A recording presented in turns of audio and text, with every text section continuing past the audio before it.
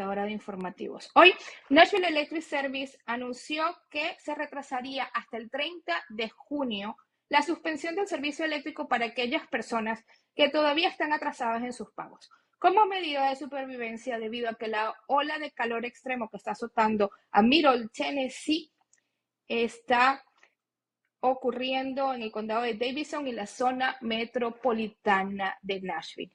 Es la manera de que nos mantengamos a salvo, es su manera de colaborar con la comunidad y de entonces permitir que se mantengan resguardados dentro de sus casas con electricidad y por supuesto con el aire acondicionado. Hoy, alrededor de las 4:15 de la tarde, desde la ciudad de Nueva York, la FIFA oficializó quiénes serían las ciudades sedes para la Copa del Mundo del 2026. Las ciudades ganadoras de la zona oeste fueron presentadas por el presidente de la CONCACAF, el señor Víctor Mantagliari, mientras que las de la zona del centro fueron presentadas por la cantante Becky G. Las de la zona del este fueron presentadas nada más y nada menos que, por supuesto, por el presidente de la FIFA, el señor Gianni Infantino. Según su respectivo país, estas son las ciudades anfitrionas para la Copa del Mundo 2026. Canadá va a ser Toronto y Vancouver. Estados Unidos tendrá como sedes a Atlanta, Boston, Dallas, Kansas City, Filadelfia, Miami, San Francisco o lo que se llama la Bay Area y también, por supuesto, la ciudad de Seattle. En México, pues aquellos mexicanos que estaban esperando esta noticia, pues nada más y nada menos que Guadalajara, Ciudad de México y, por supuesto, la ciudad de Monterrey. En el Nissan Estadio se llevó a cabo una conferencia de prensa posteriormente al pronunciamiento de la FIFA. Desafortunadamente, Nashville no quedó dentro de las ciudades anfitrionas para la Copa del Mundo del 2026, por lo cual muchas de las personas asistentes pues estaban sintiendo frustración en ese momento, pero el alcalde Cooper se mostró muy positivo ante los medios y aquí les traemos el video para mostrarle parte de lo que dijo como exclusiva, como el único medio hispano presente en ese momento. Dentro de las cosas más importantes mencionó que él está muy contento por el trabajo y la amplia calidad de evento futbolístico que se lleva a cabo en el Geodis Park, el estadio del equipo oficial local de Nashville para la liga MLS, Nashville Soccer Club.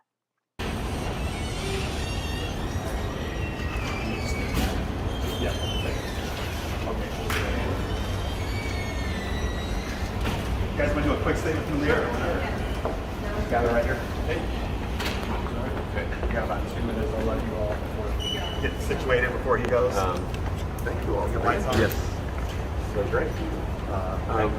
Well, I want to thank you all for being here. I want to thank the host committee for their hard work. Obviously, we're disappointed, but us in Nashville, we know the best soccer experience in the country is actually right down the street in Geodis Park. And so I want to encourage all the fans to show up in that fabulous soccer experience. And, not the news we wanted, but on to the next thing. And it's a quite elite group of cities that they were picking from. So that's a great moment, too. Is this a situation where you maybe try and find out why, or? Well, I am told that this organization, there was no leak in this. I don't think anybody in the country. It's not an organization that there's that much transparency for. Apparently, I think all soccer fans in the world would probably agree with that. So I'm not sure we'll ever know. Thank you, guys. Okay. Thank you all very much. What would you say to soccer fans that are disappointed in the decision? What else can Nashville kind of offer for Oh, well, we've got the best soccer experience in the country right now in Geodis Park. And come and support our team and get involved in the game. And we have a fabulous soccer experience in Nashville that's brand new, and I do think it's the best in the country. So let's celebrate that, and let's turn out at the game and support our team. Mayor, how much do you think it played into their decision, the talk of construction, rebuilding Nissan Stadium, and the possibility of there being construction in and around the stadium in 2026? Well, I don't really think so. That's a long time from now. The decision about the stadium here is based on what's best for Nashville taxpayers, and so that's what has to come first in all this. But I really don't think so. This stadium, they saw it. It's fantastic. It's fantastic for soccer games. Those who came here for SC games, I think, would agree with that. But the stadium decisions in Nashville are going to be based on what's the right thing for Nashville taxpayers. And so, but we'll never know for sure. But I think if most people would say that wasn't a factor. Look at the group of cities that got the awards. It's, they're very fine cities too. We're the best, but they're very fine cities too. Thank you guys. Really Thank you. appreciate it. Appreciate it.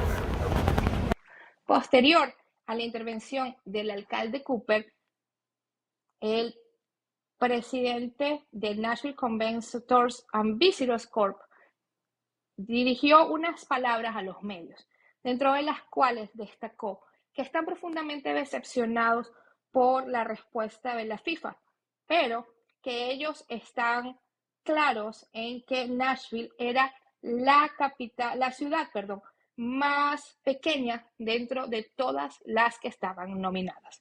También cabe destacar que mencionó que están muy orgullosos del trabajo que ellos han realizado y la oferta que presentó la ciudad de Nashville.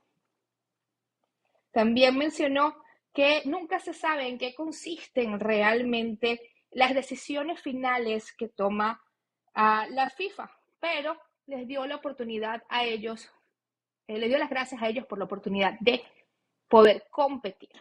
También dio las gracias a los socios y al alcalde Cooper, también al gobernador de Tennessee, el señor Billy, y por supuesto a los miembros de esa junta organizadora en caso de que esta ciudad hubiese sido anfitriona en el Mundial de 2026. Desafortunadamente, eso no fue posible en esta oportunidad, por lo cual en el tiempo de preguntas y respuestas, desafortunadamente, al perder Nashville, las preguntas fueron: ¿por qué cree usted que se tomó esta decisión? ¿Pudo haber sido una de las causas el que la ciudad realmente no tiene suficiente experiencia a nivel de soccer, a nivel de fútbol, ya que tenemos solamente 2 años con el equipo en la MLS? Puede de repente haber sido la decisión de construir un nuevo estadio, entre otras de las preguntas que hicieron los medios presentes. Veamos el video que respondió entonces el CEO del Centro de Convenciones. I'm Butch Spirited, CEO of the Nashville Convention and Visitors Corporation. So, thank you all for coming up this afternoon, and want to take your questions regarding FIFA's announcement. I have a few things I would like to say first. And number one, we had an incredible group of partners in this city and across the state that were part of this effort. And I need to thank, out of the gate, Governor Bill Lee, Mayor John Cooper, John Ingram, owner of Nashville SC and chairman of our local organizing committee, our other co-chairs, Ian Eyre, Burke Nihill, and Colin Reed. And there were literally dozens and dozens of other individuals, from the schools that offer training facilities, to people that committed to help raise money, to metro departments that were part of the site visit back in September. It was an incredible effort on behalf of this city. There is literally nothing that I would do different about our bid. We answered every question. We showed exceptionally well. And we learned a lot and made some good friends along the way. Without question, let me answer that first. We're disappointed. Anybody that knows me, I'm a pretty competitive SOB. And I don't like losing. So, yeah, disappointed. Surprised? Not completely. We started out in last place. Nobody thought we would make the cut. We did. And we believe we had a hell of a chance, and we believe it was a tough decision for FIFA. The conversations I've had with them over the last few months, and rest assured, I didn't know any more about today's announcement than y'all did ahead of time. But the conversations were positive, encouraging, thoughtful, deliberate, just everything you would want in a process. COVID, if I'm going to blame anything, I'll blame COVID. We had to sell via Zoom for a couple of years. And knowing that they didn't know much about us, put us at a disadvantage. Pretty easy for New York and Miami and LA to speak up. They don't have to sell. We do. We still have to sell every day. Not bitter, disappointed. Learned a lot. As I said, made some great friends. We know they loved our experience. They loved our commitment. They loved our compact campus. They loved our geographic location. They loved the community leadership that they met when they were here. And they saw the evolution of this town as an international destination. So you would have to ask them what the deciding factor was, because I don't know. And we'll work to improve ourselves. We will continue to fight the good fight for big events. We're going to work hard as hell to get this stadium development approved, and then we're going to chase the Super Bowl. So having said all of that, let me see what questions I can answer for you guys. Yes. So in continuing to fight the good fight for big events and things of that nature, what lessons are you taking from this loss to help in that?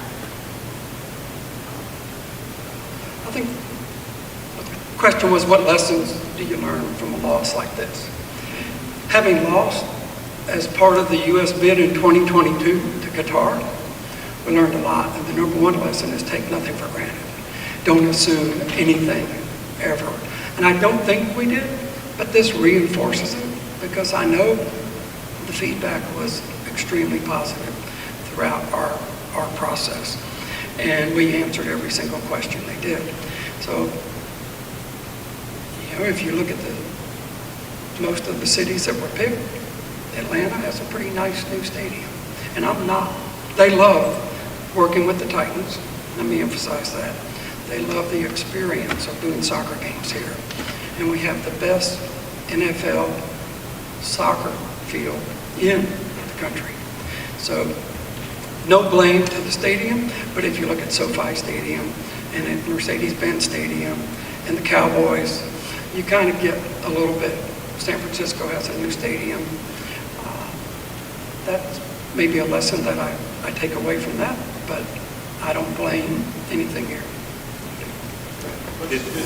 ¿Estás buscando un abogado de inmigración? Marlene Santana es tu solución. DACA, Visa U, asilos, visas, residencias, ciudadanías y más. En Santana Law Firm, PLLC, te podemos ayudar. Solo tienes que llamar al 615-540-1106 o visítanos en el 2396 Enoch Pike, en Enoch. Si no cuentas con un estatus legal, la abogada Marlene Santana tienes que llamar. Ella habla español. Llama con confianza al 615-540-1106. No pierdas más tu tiempo. Llama ya. Para culminar, el jefe del Departamento de Bomberos y 911 de Nashville, el señor William Swan, envió un video a través de las redes sociales solicitándole a la comunidad que por favor tome las medidas de prever las emergencias que pudieran suceder en esta ola de calor extremo, por lo cual les recordó que una de ellas es la insolación y que se debe beber bastante agua y mantenerse hidratados. También mencionó que las horas pico de calor intenso, por favor, se resguardaran dentro de las viviendas o debajo de un techo en los trabajos para así evitar un posible daño perjudicial a su cuerpo, como por ejemplo otra vez nuevamente las insolaciones, y también por favor pidió que tuvieran muchísimo cuidado con las mascotas. Los dejamos despidiéndonos con el video de lo que el señor William Swan dejó dicho para toda la comunidad a través de las redes sociales de los bomberos de Nashville. Hello, I'm Director Chief Will Swan of the Nashville Fire Department and Office of Emergency Management. We're going into the summer months, especially now as we see the temperatures are high and so is the heat index. So some of the emergencies that we need to be concerned about is heat cramps, heat exhaustion, and heat stroke. And then those who are subject to experience these emergencies. Of course, those are exposed to outdoor activities for extended periods of time, our elderly population, also our kids, and don't forget the pets. The first thing is water, H2O. But don't wait until you're thirsty. Go ahead and drink water constantly. And if you know you're going to be doing outdoor activities, even the day before, make sure that you get yourself hydrated. Also, there's several different fruits that you can also eat to help you stay hydrated. If you're going to be in the heat or doing activities that for extended periods of time, especially in weather like we're dealing with now, stay hydrated, drink plenty of water, Pedialyte, Gatorade, Propel. These are very good to keep you hydrated. So let's have a great summer and stay safe. From the Office of Emergency Management and the Nashville Fire Department, be safe and take care. Nos ves y nos escuchas. Pop, regional mexicano y urbano. Tres haces y la reina. Extrema, TN, desde